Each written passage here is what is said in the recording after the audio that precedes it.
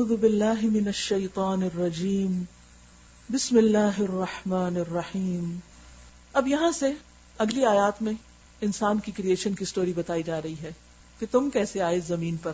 زمین و آسمان تو اللہ نے بنائے, اس میں سب چیزیں تو اس نے بنائی. جب باقی سب اس نے بنایا تو تم خود سے کیسے بن سکتے ہو؟ تمہیں بھی اسی نے بنایا. دیکھو کیسے بنایا, کتنے اہتمام سے بنایا, کتنی عزت تمہیں دی, کیسا بڑا مقام دیا. اپنے آپ کو پہچانو. وَإِذْ قَالَ رَبُّكَ لِلْمَلَائِكَةِ إِنِّي جَاعِلٌ فِي الْأَرْضِ خَلِيفَةً. پھر ذرا اس وقت کا تصور کرو, وہ وقت یاد کرو جب تمہارے رب نے فرشتوں سے کہا تھا کہ میں زمین میں ایک خلیفہ بنانے والا ہوں. انہوں نے عرض کیا کیا آپ زمین میں کسی ایسے کو مقرر کرنے والے ہیں جو اس کے انتظام کو بگاڑ دے گا, کیونکہ اس کو آزادی دی جا رہی ہے, اور خون ریزیاں کرے گا, خون بہائے گا, قتل و غارت کرے گا. آپ کی حمد و ثنا کے ساتھ تسبیح اور آپ کی تقدیس تو ہم کر ہی رہے ہیں, ہم آپ کی عبادت کر ہی رہے ہیں. فرمایا میں جانتا ہوں جو کچھ تم نہیں جانتے. اس کے بعد اللہ نے آدم علیہ السلام کو ساری چیزوں کے نام سکھا دیے. پھر انہیں فرشتوں کے سامنے پیش کیا اور فرمایا اگر تمہارا خیال صحیح ہے جو تم کہہ رہے ہو تو ذرا ان چیزوں کے نام بتاؤ. تم حمد و ثنا تو کر رہے ہو, تسبیح کر رہے ہو, لیکن ذرا جو کچھ میں نے پیدا کیا ان چیزوں کے نام تو بتاؤ. انہوں نے عرض کیا نقص سے پاک تو آپ ہی کی ذات ہے, سبحانک لا علم لنا الا ما علمتنا. ہم تو بس اتنا ہی علم رکھتے ہیں جتنا آپ نے ہم کو دے دیا ہے. انک انت العلیم الحکیم, حقیقت میں سب کچھ جاننے اور سمجھنے والا آپ کے سوا کوئی نہیں, سارا علم تو تیرے ہی پاس ہے. تو گویا اللہ نے انسان کو علم کے اعتبار سے فرشتوں سے بھی بہتر بنایا, اور انسان کو وہ سکھایا جو فرشتوں کو نہیں سکھایا تھا. یہاں سے پتہ چلتا ہے کہ انسان کی تخلیق کا مقصد صرف تسبیح اور ذکر ہی نہیں, بلکہ اللہ کی پیدا کی ہوئی اس کائنات, اس کی کریشن پر غور و فکر اور ان چیزوں کو ایکسپلور کرنا اور ان سے بہترین فائدہ اٹھانا بھی ہے. پھر اللہ نے آدم سے کہا تم انہیں ان چیزوں کے نام بتاؤ. جب اس نے ان کو ان سب کے نام بتا دیے, آدم علیہ السلام نے فر سب کچھ بتا دیا, تو اللہ نے فرمایا میں نے تم سے کہا نہ تھا کہ میں آسمانوں اور زمین کی وہ ساری حقیقتیں جانتا ہوں جو تم سے مخفی ہیں. جو کچھ تم ظاہر کرتے ہو وہ بھی مجھے معلوم ہے, اور جو کچھ تم چھپاتے ہو اسے بھی میں جانتا ہوں. گویا اللہ کا علم صرف ظاہری چیزوں کا نہیں, بلکہ اس کا علم چھپی ہوئی چیزوں کے بارے میں بھی ہے جو انسان کی ریچھ سے باہر ہیں. پھر جب ہم نے فرشتوں کو حکم دیا کہ آدم کے آگے جھک جاؤ تو سب جھک گئے, مگر ابلیس نے انکار کر دیا اور وہ اپنی بڑائی کے گھمنڈ میں پڑ گیا, تکبر کر لیا اور نافرمانوں میں شامل ہو گیا. تو ابلیس کا سب سے پہلا قصور کیا تھا؟ ابلیس کو کس چیز نے ذلیل کیا؟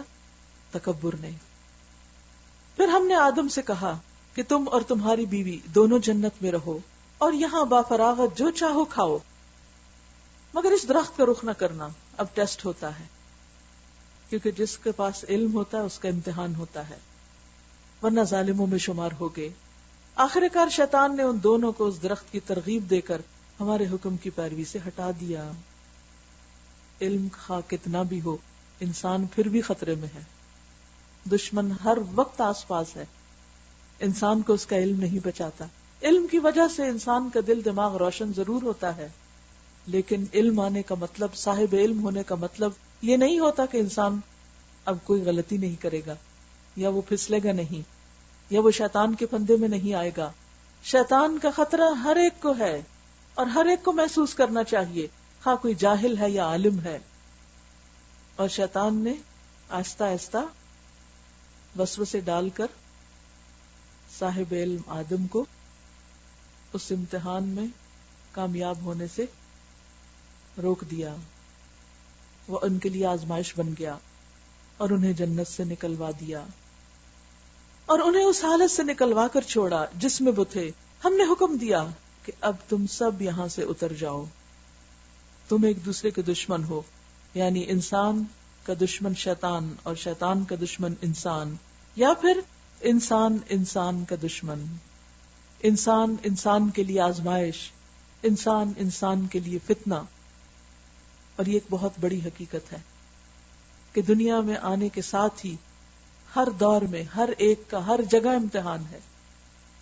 علم والوں کا بھی امتحان ہے اور بے علم والوں کا بھی امتحان ہے. ہم نے حکم دیا کہ اب تم سب یہاں سے اتر جاؤ، تم ایک دوسرے کے دشمن ہو اور تمہیں ایک خاص وقت تک زمین میں ٹھہرنا ہے اور وہیں زندگی بسر کرنا ہے. اب انسان زمین پر آ گیا. اس وقت آدم نے اپنے رب سے چند کلمات سیکھ کر توبہ کی، جس کو اس کے رب نے قبول کر لیا، کیونکہ وہ بڑا معاف کرنے والا اور رحم فرمانے والا ہے. تو اس سے پتہ یہ چلتا ہے کہ غلطی تو ہوگی، لیکن مرنے تک توبہ کا دروازہ بھی کھلا ہے. جتنی بھی بڑی غلطی ہو جائے، انسان جب بھی پلٹ آئے اللہ کو تواب الرحیم پائے گا.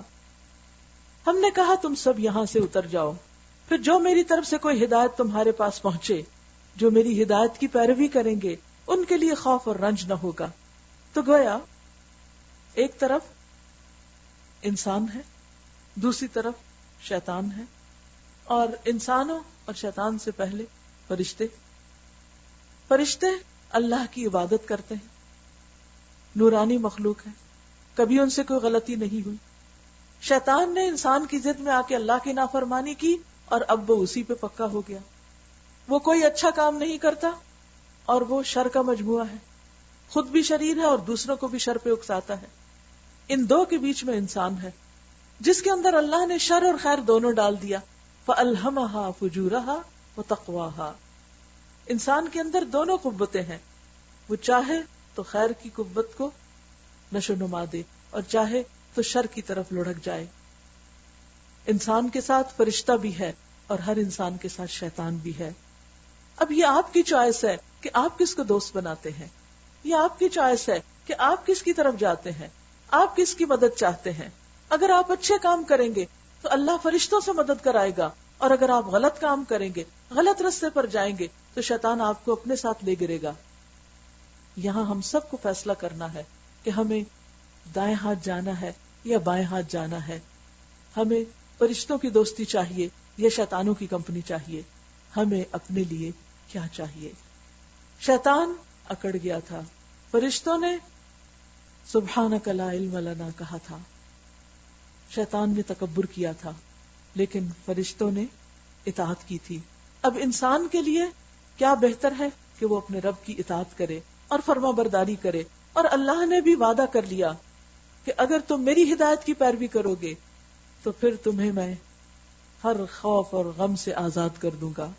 اور اس کے برعکس جو اس کو قبول کرنے سے انکار کریں اور ہماری آیات کو جھٹلائیں گے وہ آگ میں جانے والے لوگ ہیں جہاں وہ ہمیشہ رہیں گے.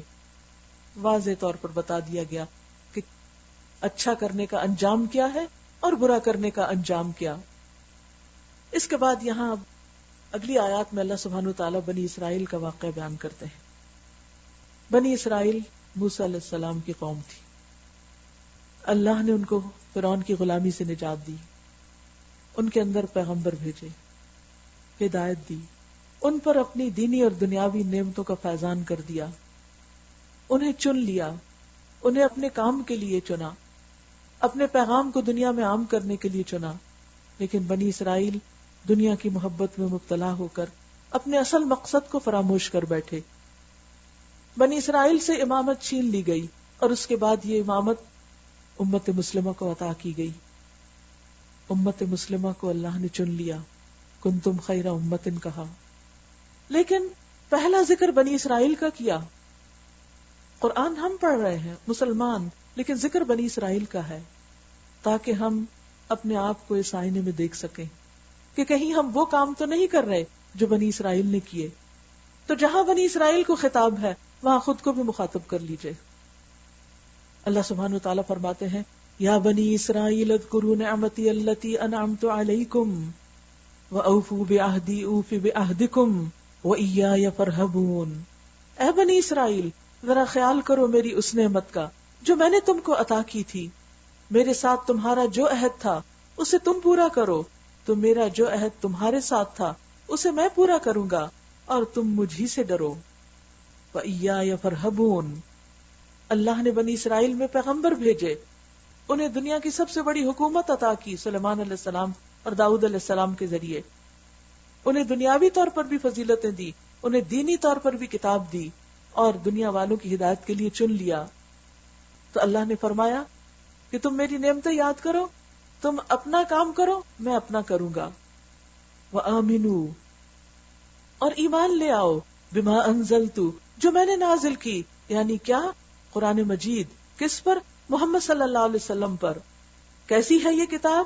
مصدقا لما معکم، یہ اس کی تائید ہے جو تمہارے پاس ہے. یہ کوئی نئی چیز نہیں، یہ اسی کو اتھینٹیکیٹ کر رہی ہے، اسی کو کنفرم کر رہی ہے جو تمہارے پاس پہلے سے موجود ہے.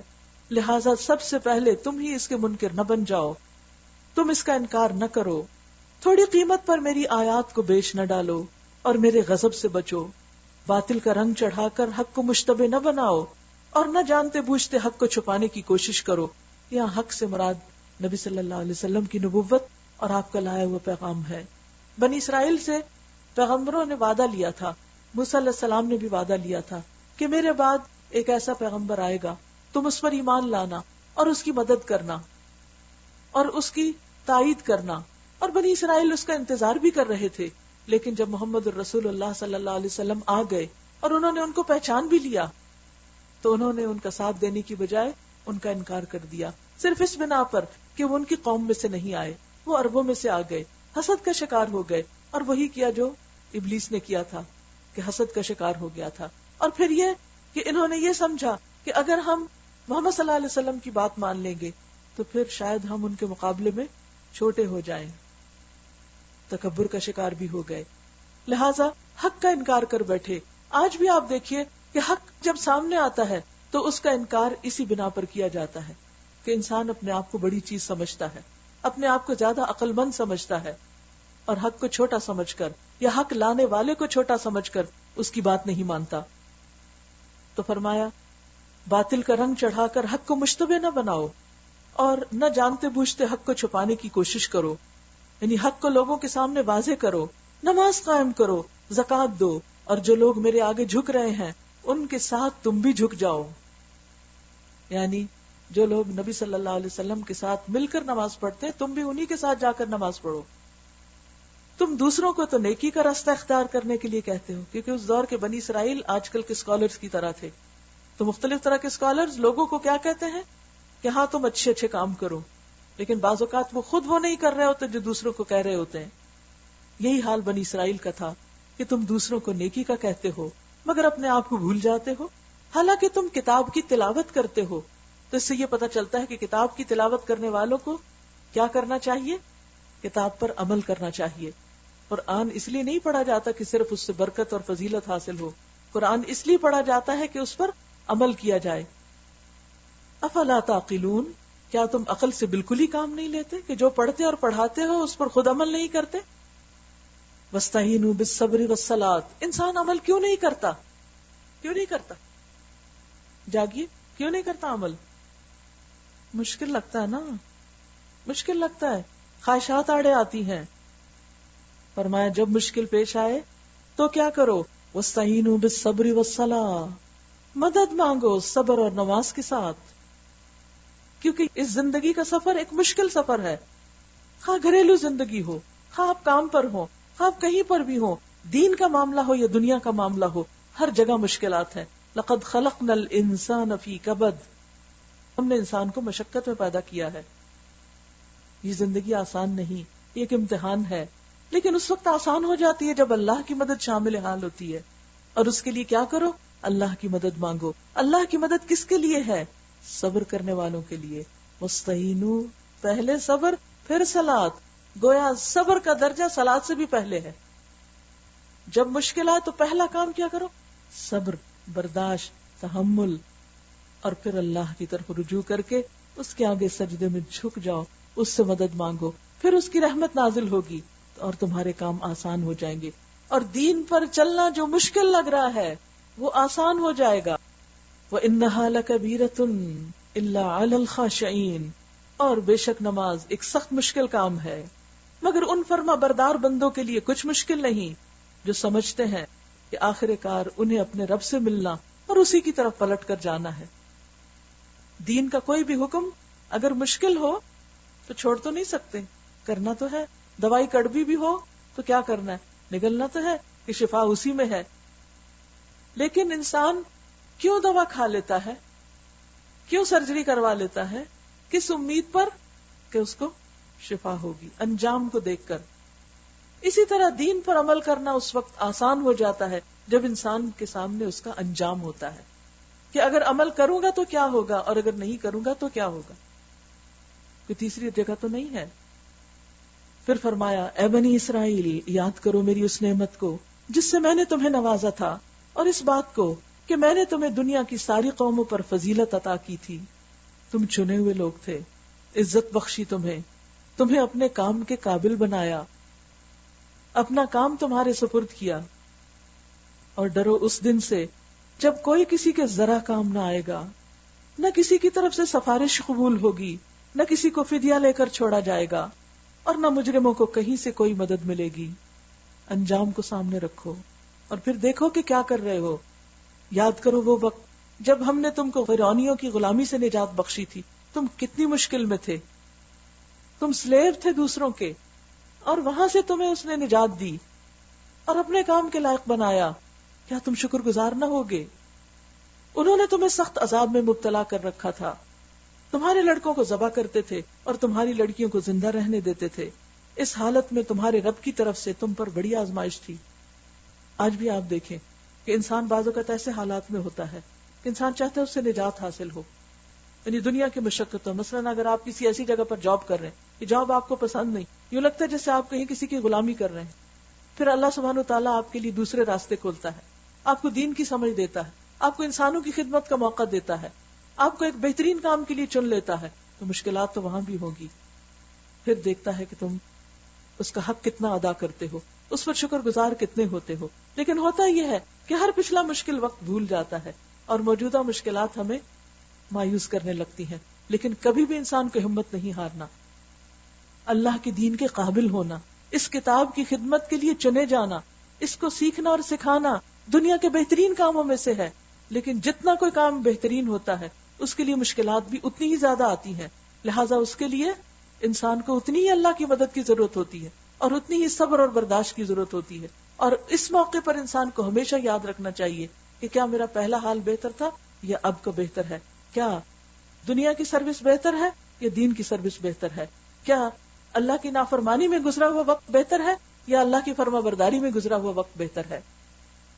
وَإِذْ نَجَّيْنَاكُمْ مِنْ آلِ فِرْعَوْنَ يَسُومُونَكُمْ سُوءَ الْعَذَابِ يُذَبِّحُونَ أَبْنَاءَكُمْ وَيَسْتَحْيُونَ نِسَاءَكُمْ. فرعون کون تھا؟ جو بنی اسرائیل کی جنریشنز کا دشمن تھا، جو ان کی فیوچر جنریشنز کا قاتل تھا، جو ان کے حال کو نہیں ان کے مستقبل کو تباہ کر دینا چاہتا تھا. اللہ نے ان کو اس سے نجات دی، اس کے ظلم و ستم سے، اور اس کا آلٹرنیٹ عطا کیا. آج بھی آپ دیکھیں ہماری فیوچر جنریشنز کس خطرے میں مبتلا ہیں. ان کی تعلیم، ان کی تربیت، ان کا ایمان ایٹ رسک ہے. اس کے لیے آپ سب کو کوشش کرنی ہوگی، مل کر کوشش، کیونکہ دنیا میں ایمان اور عمل صالح پر قائم رہنا آسان کام نہیں.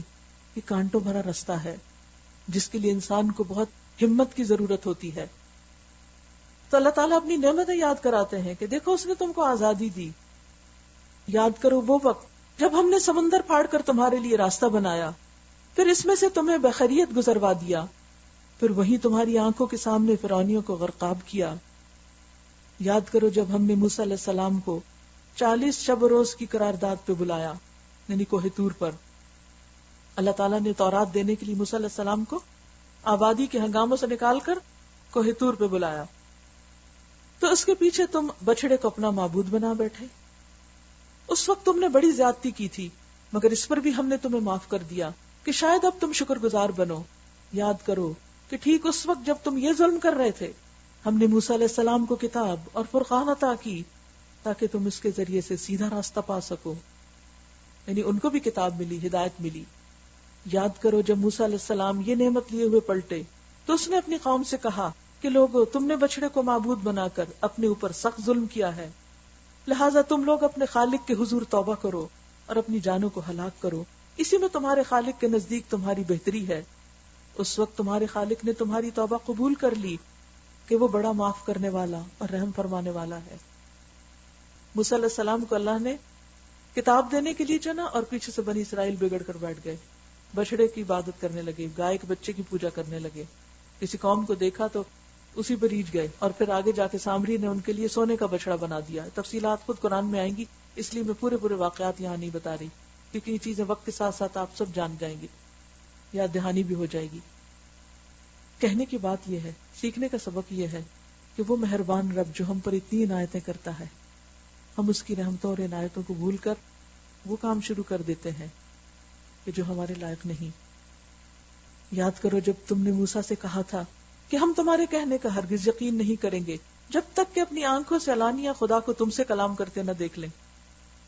اس وقت تمہارے دیکھتے دیکھتے ایک زبردست بجلی نے تم کو آ لیا، تم بے جان ہو کر گر چکے تھے، مگر پھر ہم نے تم کو جلا اٹھایا، شاید کہ اس احسان کے بعد تم شکر گزار بن جاؤ۔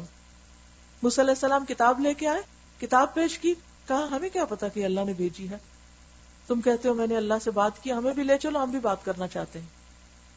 جب تک وہ ہم سے بات نہیں کرتا اس وقت تک ہم یہ نہیں مانیں گے۔ انتہا درجے کی ڈٹائی۔ اللہ سبحانہ وتعالی نے عام انسانوں سے کبھی بھی بات نہیں کی، وہ پیغمبروں کے ذریعے بات کرتا ہے، پیغمبروں سے کرتا ہے اور پیغمبروں کے ذریعے پیغام پہنچاتا ہے، یا فرشتوں کے ذریعے پیغمبروں تک پیغام پہنچاتا ہے، اور پیغمبر انسان اور رب کے درمیان ایک واسطہ بنتے ہیں۔ لیکن بنی اسرائیل نے نہ ماننے کی خاطر کہ نہ مانیں گے نہ کچھ کرنا پڑے گا اور اپنی منمانی زندگی بسر کریں گے، ایسی ایسی حجتیں اٹھا دی۔ اس پر بھی اللہ نے ان پر احسانات کیے، وارننگز آتی رہی، ہلکی پھلکی پنشمنٹ بھی ہوتی رہی، لیکن اس کے ساتھ احسانات کا سلسلہ بھی جاری رہا۔ ہم نے تم پر بادلوں کا سایہ کیا، من و سلوہ کی غذا تمہارے لیے فراہم کی، اور تم سے کہا کہ جو پاک چیزیں ہم نے تمہیں بخشی ہیں انہیں کھاؤ، مگر تمہارے پہلوں نے جو کچھ کیا وہ ہم پر ظلم نہ تھا، بلکہ انہوں نے اپنے آپ پر ہی ظلم کیا۔ کیسے؟ اللہ کی بات نہ مان کر، شکر گزاری نہ کر کے۔ پھر یاد کرو جب ہم نے کہا تھا یہ بستی جو تمہارے سامنے ہے اس میں داخل ہو جاؤ، اس کی پیداوار جس طرح چاہو مزے سے کھاؤ، مگر بستی کے دروازے میں سجدہ ریز ہوتے ہوئے داخل ہونا عاجزی کے ساتھ، اور کہتے جانا حتتن حتتن، ہم تمہاری خطاؤں سے درگزر کریں گے۔ حتتن ایسے جیسے کہنا استغفر اللہ، ان اللہ سے بخشش مانگتے ہوئے، اور نیکوکاروں کو مزید فضل و کرم سے نوازیں گے۔ مگر جو بات کہی گئی تھی ظالموں نے اسے بدل کر کچھ اور کر دیا، حتتن کی بجائے ہنتتن کہنے لگے کہ ہمیں گندم چاہیے، کھانا چاہیے، کھانا چاہیے، یعنی دین کا مذاق اڑانے لگے، اللہ کے الفاظ کو بدل دیا۔ آخرکار ہم نے ظلم کرنے والوں پر آسمان سے عذاب نازل کیا، یہ سزا تھی ان نافرمانیوں کی جو وہ کر رہے تھے۔ یاد کرو جب موسیٰ علیہ السلام نے اپنی قوم کے لیے پانی کی دعا کی، یعنی جب وہ صحرائے طی میں تھے، فرعون کی غلامی سے نجات پا کر جب سمندر کو پار کر کے صحرا میں آئے تو نہ وہاں کھانے کو تھا، نہ پینے کو تھا، نہ سایہ تھا، تو اللہ سبحانہ وتعالیٰ نے بادلوں کا سایہ کیا، کھانے پینے کو من و سلوہ دیا، پینے کے لیے موسیٰ علیہ السلام کو کہا کہ پتھر پہ اپنی عصا کو مارے، اور پھر اس میں سے 12 چشمے نکال دیے، یعنی ہر نعمت عطا کی، فوڈ، ڈرنک، شیلٹر۔ یاد کرو موسیٰ علیہ السلام نے جب اپنی قوم کے لیے پانی کی دعا کی تو ہم نے کہا فلاں چٹان پر اپنا عصا مارو، چنانچہ اس سے 12 چشمے پھوٹ نکلے، اور ہر قبیلے نے جان لیا کہ کون سی جگہ اس کے لیے پانی لینے کی ہے۔ پورا ڈسپلن، یعنی بنی اسرائیل کے 12 قبائل تھے، 12 الگ الگ جگہ انہیں بتائی گئی کہ ہر ایک اپنی اپنی جگہ سے پانی لے، بیسٹ آرگنائزیشن۔ اس وقت یہ ہدایت کر دی گئی تھی کہ اللہ کا دیا ہوا رزق کھاؤ اور پیو اور زمین میں فساد نہ پھیلاتے پھرو۔ گویا اس سے پتہ چلتا ہے اللہ تعالیٰ ہم سے کیا چاہتا ہے، ہم نعمتیں استعمال کریں، کھائیں پیئیں، منع نہیں، لیکن فساد نہ کریں، لوگوں کی زندگی حرام نہ کریں، ریسورسز کو مس یوز نہیں کریں، ان کو استعمال کریں لیکن اسپائل نہیں کریں۔ یاد کرو جب تم نے کہا تھا اے موسیٰ ہم ایک ہی طرح کے کھانے پر صبر نہیں کر سکتے، روز من و سلوہ نہیں کھایا جاتا، ہم تنگ آ گئے ہیں، اپنے رب سے دعا کرو کہ ہمارے لیے زمین کی پیداوار، ساگ، ترکاری، کھیرا، ککڑی، گیہوں، لہسن، پیاز، دال وغیرہ پیدا کر دے۔ تو موسیٰ علیہ السلام نے کہا اتستبدلون الذی هو ادنی بالذی هو خیر، کیا ایک بہتر چیز کی بجائے تم ادنا گھٹیا درجے کی چیزیں لینا چاہتے ہو؟ من و سلوہ آسمان سے آتا ہے اور تم زمین کی پیداوار چاہتے ہو؟ تمہیں تو میں نے اپنے کام کے لیے چنا، تمہارے لیے غذا کا بندوبست میں نے کیا، پانی کا انتظام میں نے کیا، تمہارے سر پہ بادلوں کا سایہ میں نے کیا، تاکہ تم میری عبادت کرو، تاکہ تم اس کام کے لیے تیار ہو جس کے لیے میں نے تم کو چنا ہے، تم اپنے مقصد پہ فوکس کرو. اور تم کس چیز کے پیچھے چل پڑے؟ تم کیا چاہنے لگے؟ تم نے اپنا رخ کس طرف کر لیا؟ صرف اپنی خواہشات کی تکمیل، صرف چٹپٹے کھانے. آج بھی آپ دیکھیے کہ ہماری زندگی میں، ہمارے مشن کے راستے میں بہت بڑی رکاوٹ کیا ہے؟ صرف کھانے نہیں، چٹپٹے کھانے. اور اس ٹیسٹ کے حصول میں ہم بڑے بڑے کام پیچھے چھوڑ دیتے ہیں، فرض درجے کے کام چھوڑ دیتے ہیں، نمازیں لیٹ کر دیتے ہیں، اور بچوں سے غافل ہو جاتے ہیں، اور جو اپنی عبادات ہیں یا انسانوں کی خدمت کے کام ہیں وہ سب چھوڑ کر صرف اپنی پیٹ پوجا کرنے لگتے ہیں. اتستبدلون الذی هو ادنی بالذی هو خیر. یہ صرف بنی اسرائیل کو نہیں کہا جا رہا، یہ ہمارے لیے بھی ہے. جب بھی کبھی ہم اعلیٰ درجے کے کام کو چھوڑ کر چھوٹی چھوٹی چیزوں میں پڑ جائیں، پرائرٹائز نہ کر سکیں، فرائض کو چھوڑ کر نوافل کی طرف چل پڑیں، اہم ذمہ داریوں کو چھوڑ کر گھومنے پھرنے کو نکل جائیں، تو ہر اس سچویشن پر یہ آیت لاگو ہوتی. اتستبدلون الذی هو ادنی بالذی هو خیر. خیر کو چھوڑ کر ادنا کی طرف آ رہے ہو. اللہ نے امت مسلمہ کو بھی اپنے کام کے لیے چنا ہے. آپ سب قرآن پڑھنے پڑھانے والوں کو بھی اس لیے یہ ساری نعمت دی ہے کہ تم دنیا والوں کے سامنے ہدایت کا پیغام لے کر جاؤ اور ان کے لیے حقیقی اور اصلی کامیابی کے دروازے کھولو. اور تم ان کے پیچھے چل پڑے، تم ان کاموں میں الجھ گئے یا ان چیزوں کو اپریشیٹ کرنے لگے کہ جو اصل مقصود نہیں. وہ تو صرف ذرائع ہیں، وہ تو مینز ہیں، وہ تو اختیار کیے جا سکتے ہیں، لیکن یہ مقصود نہیں ہے. مقصود اور مطلوب کچھ اور ہے. تو جس وقت بھی آپ فرض چھوڑ کر غیر اہم کام کرنے لگے تو اپنے آپ سے پوچھا کریں، اپنے آپ کو بتایا کریں، اور اس آیت کو کہیں لکھ کر لگا لیں. اتستبدلون الذی هو ادنی بالذی هو خیر. بہترین کو چھوڑ کر کم ترین کی طرف، اہم کو چھوڑ کر غیر اہم کی طرف، امپورٹنٹ کو چھوڑ کر ان امپورٹنٹ کی طرف. اچھا کسی شہری آبادی میں جا رہا ہو، ٹھیک ہے، یہ کھانا چاہتے ہو، چھوڑو صحرا کو جہاں تمہاری تربیت ہو رہی ہے، ٹریننگ ہو رہی ہے، کسی سٹی میں چلے جاؤ، جو کچھ تم مانگتے ہو وہاں مل جائے گا، سب کھانے پینے کی چیزیں ہوں گی، اچھے اچھے ریسٹورینٹس.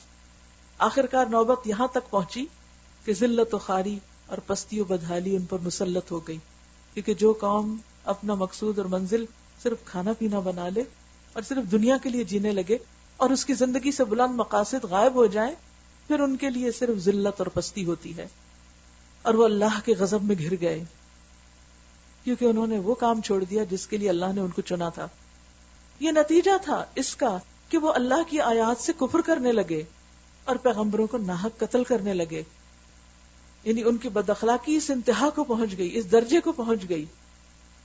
یہ نتیجہ تھا ان کی نافرمانیوں کا اور اس بات کا کہ وہ حد سے بڑھ جاتے تھے. ان الذین آمنوا والذین ہادوا والنصارى والصابئین من آمن باللہ والیوم الآخر وعمل صالحا فلہم اجرہم عند ربہم ولا خوف علیہم ولا هم يحزنون. یقین جانو کہ بے شک وہ لوگ جو ایمان لانے والے ہیں، نبی عربی کو ماننے والے ہیں، یا یہودی یا عیسائی یا صابی، جو بھی اللہ اور روز آخرت پر ایمان لائے گا اور نیک عمل کرے گا، اس کا اجر اس کے رب کے پاس ہے اور اس کے لیے کسی خوف اور رنج کا موقع نہیں ہے. نجات کا انحصار کسی خاص گروہ، کسی خاص قوم میں سے ہونے پر نہیں. نجات کا انحصار کس پر ہے؟ ایمان اور عمل صالح، نیک اعمال پر. یاد کرو وہ وقت جب ہم نے کوہ طور کو تم پر اٹھا کر تم سے پکا وعدہ لیا تھا. بات یہ تھی کہ بنی اسرائیل پر اللہ تعالیٰ اپنی نعمتیں عام کرتے، پھر وہ نافرمانی کرتے، پھر اللہ ان کو معاف کرتے، پھر ان کو مقصد بتاتے، اس کے بعد پھر وہ نیچے گرتے.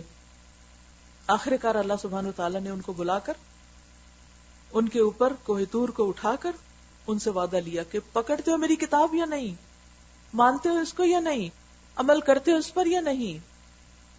تو اس وقت وقتی طور پر مان گئے، بعد میں پھر بھول گئے. آج ہمارا بھی تو حال یہی ہے، بار بار یاد دہانی کرانی پڑتی ہے، بار بار پکڑانا پڑتا ہے، بار بار سمجھانا پڑتا ہے کہ دیکھو یہ سب سے اہم چیز ہے. اور اگر آج امت مسلمہ اس مشن کو نہیں اٹھاتی، پھر کس سے توقع ہے؟ کون اللہ کا پیغام دوسروں کو پہنچائے گا؟ کون لوگوں کو اللہ سے جوڑے گا؟ کون لوگوں کی ہدایت اور رہنمائی کا ذریعہ بنے گا؟ اب کوئی پیغمبر تو آنے کا نہیں، اب تو یہ کام آپ ہی کو کرنا ہے، اور اگر آپ اس کو چھوڑ کر اور چیزوں میں لگ گئے تو یہ کون کرے گا؟ یاد کرو وہ وقت جب ہم نے طور کو تم پر اٹھا کر تم سے پختہ عہد لیا تھا اور کہا تھا کہ جو کتاب ہم تمہیں دے رہے ہیں اسے مضبوطی کے ساتھ تھامنا، اور جو احکام اور ہدایات اس میں درج ہیں انہیں یاد رکھنا۔ اسی ذریعے سے توقع کی جا سکتی ہے کہ تم تقوی کی روش پر چل سکو گے۔ وَاذْكُرُوا مَا فِيهِ لَعَلَّكُمْ تَتَّقُونَ۔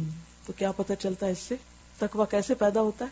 ہم نے مطلوب جو بنایا ہے کہ تقوی حاصل کرنا ہے ہم کو اس رمضان میں، خُذُوا مَا آتَيْنَاكُمْ بِقُوَّةٍ وَاذْكُرُوا مَا فِيهِ لَعَلَّكُمْ تَتَّقُونَ۔ دو کام کرنے، خُذُوا مَا آتَيْنَاكُمْ بِقُوَّةٍ، جو ہم نے تم کو دیا ہے مضبوط پکڑ لو، کہیں پیٹ پیچھے تو نہیں رکھ دیا، کہیں بھلا تو نہیں دیا، کہیں اس کو چھوڑ تو نہیں دیا، کہیں دوسری چیزیں اس کے اوپر حاوی تو نہیں ہو گئی، کہیں اور چیزیں زیادہ بڑی پرائرٹی تو نہیں ہو گئی۔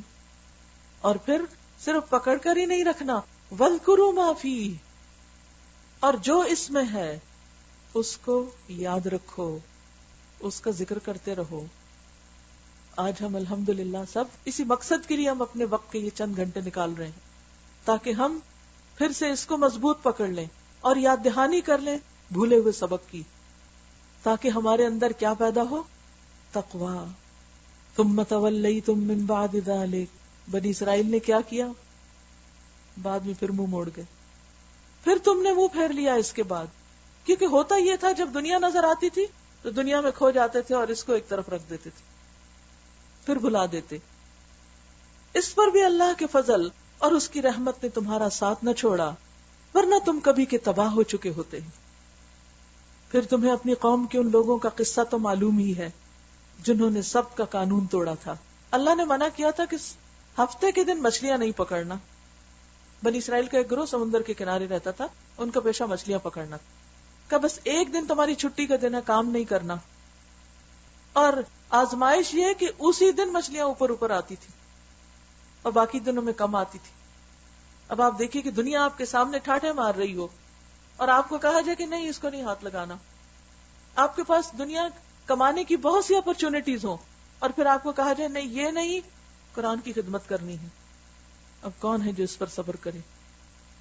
اسی لیے ہم دیکھتے ہیں کہ وہ لوگ تو پھر قرآن کی تعلیم دینے لینے، اس کی خدمت، اس کو دنیا تک پہنچانے کی طرف آ جاتے ہیں جن کے پاس دنیا کو کچھ زیادہ کام نہیں ہوتا، لیکن جن کو دنیا میں ایکسل کرنے کی اپرچونٹیز ملی ہو، پھر وہ اس کو چھوڑ کر اس کتاب کو مضبوط پکڑے، ایسے لوگ نہ ہونے کے برابر ہیں۔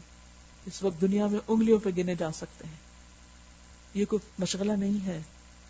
کچھ لوگ تو ایسے ہونے ہی چاہیے کہ جن کے لیے پرائرٹی نمبر 1 یہی ہو کہ اللہ کی طرف سے جو میسج آیا ہے اسے پوری دنیا میں پھیلا دیا جائے، ہر زبان میں پھیلا دیا جائے، ہر طریقے سے دوسروں تک پہنچا دیا جائے۔ اور یہ صرف اس وقت ہو سکتا ہے جب ہم قربانی کے درجے پر کام کریں، کنوینئنس کے درجے پر نہیں، آرام کے درجے پر نہیں، کیونکہ کوئی بھی بڑا کام قربانی کے بغیر نہیں ہو سکتا۔ اور یہ ٹیسٹ ہر ایک کا ہوتا ہے کہ ایک طرف مچھلیاں ابھر کے آ رہی ہوتی ہیں اور دوسری طرف اللہ کا حکم ہوتا ہے، اور اس وقت کون کنٹرول کر سکتا ہے، کون صبر کر سکتا ہے ان سامنے آنے والی مچھلیوں پر؟ وہی جو آخرت کا بڑا فائدہ اور جنت کو اپنی آنکھوں کے سامنے دیکھتا ہو، جسے جنت کا شوق سونے نہ دے اور جسے جہنم کا خوف آرام نہ کرنے دے۔ یہ انتھک جہد مسلسل کے ذریعے ہی ہو سکتا ہے۔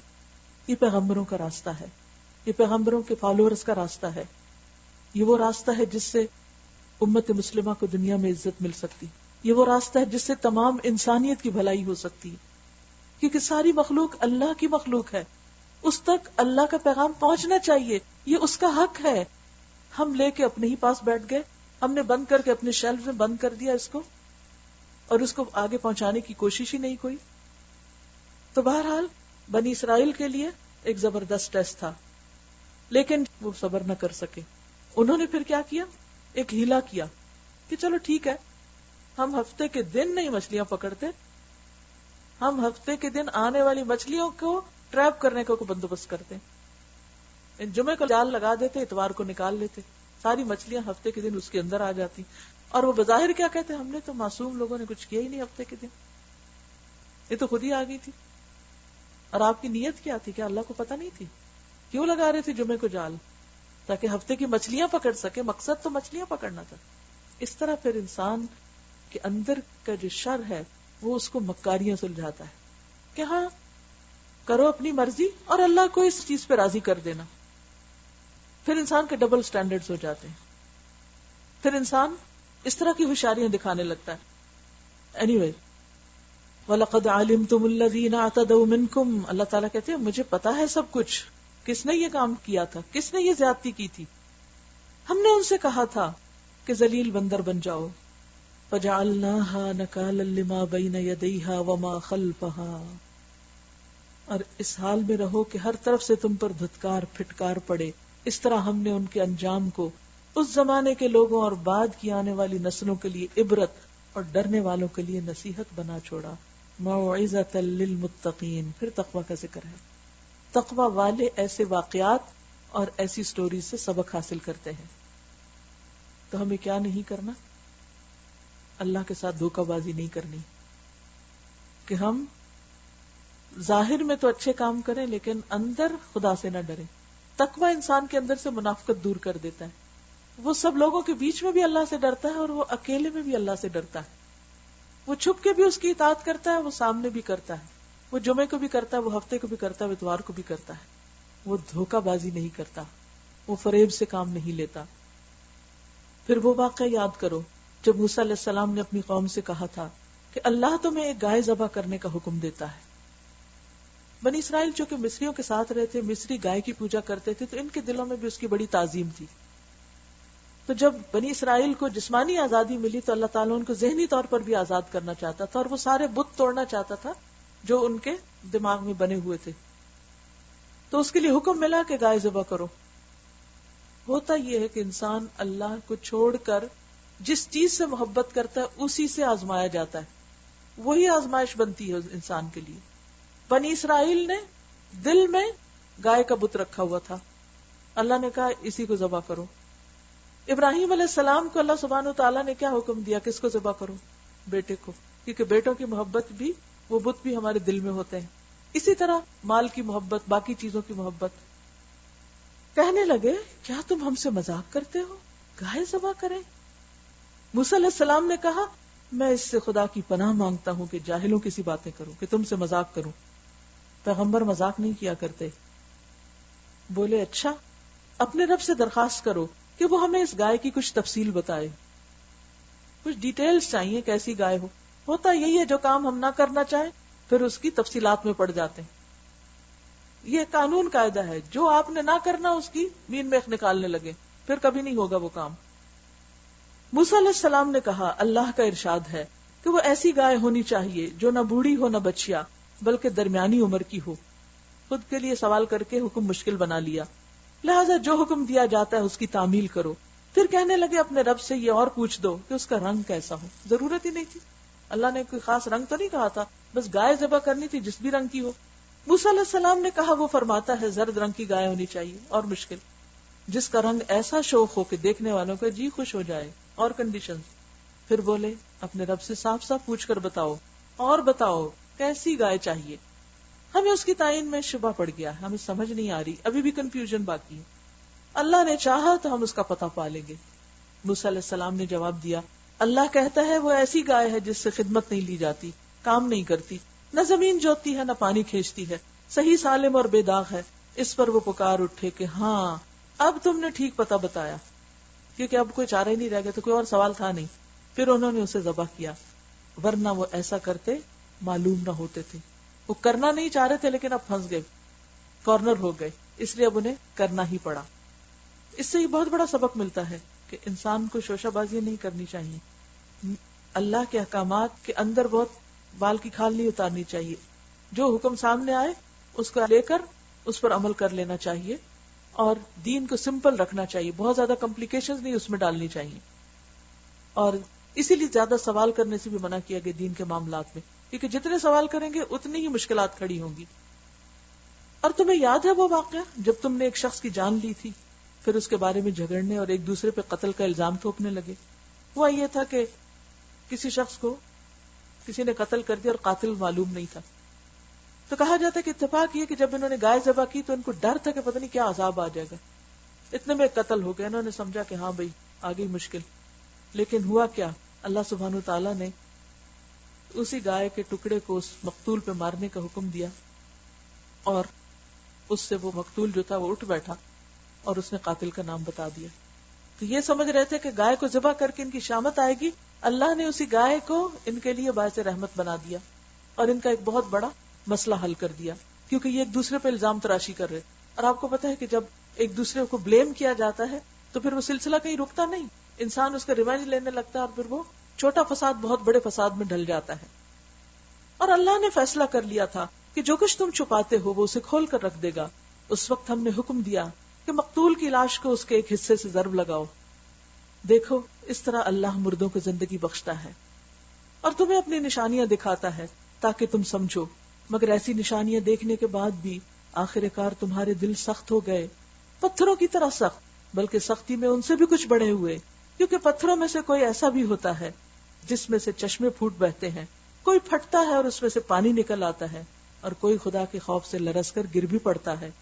اللہ تمہارے کرتوتوں سے بے خبر نہیں ہے، اس کو سب پتا ہے جو کچھ تم کر رہے ہو۔ ہوتا یہ کہ جب انسان اللہ کی کتاب کا مذاق اڑاتا ہے، اللہ کو دھوکہ دینے کی کوشش کرتا ہے، جب وہ دین میں بلا وجہ بحث مباحثہ کرتا ہے، تو نتیجہ کیا ہوتا ہے؟ دل سخت ہو جاتا ہے، پھر دین عمل کے قابل چیز نہیں رہتی۔ لہذا کرنا کیا چاہیے؟